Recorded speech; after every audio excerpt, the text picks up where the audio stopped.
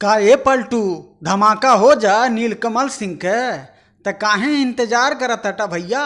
चला है वीडियो देख ले। बतावे आइल बानी भैया कि नीलकमल सिंह और शिल्पी राज के एक नया धमाका सॉन्ग आ रहा बा और वही गाना के जानकारी आपके छोटका भैया देवे खातिर आ गइल बा।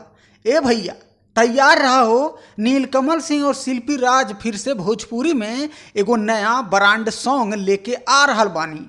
तो भैया आपके बता दी कि कुछ घंटे पहले गाना के पोस्टर लॉन्च भइल हो। हाँ, और गाना का टाइटल का है लइका खिलावत रहे। भैया शादी वादी भैया ने कइल, लइका कैसे खिलावत रहे। तो भैया यह वीडियो में फैट यानी कि नीलकमल सिंह के साथ में डांस करते नजर आने वाली हैं आस्था सिंह। बहुत दिन बाद बदलाव आया है भैया भोजपुरी में। तो आपको बता दूं कि इस वीडियो के डायरेक्टर होंगे विवांशु तिवारी जी और इस गाने के राइटर हैं प्रिंस प्रियदर्शी जी और म्यूजिक देंगे अपने भाई प्रियांशु सिंह। जी हाँ, ए भैया जब ये गाना लॉन्च हुई तो शुभ लाभ फिल्म यूट्यूब चैनल बा, वही चैनलवा से गाना के रिलीज कैल जाई। लेकिन थोड़ा सा इंतजार कैले के बाद ही भैया गाना कमिंग सून में बा हो।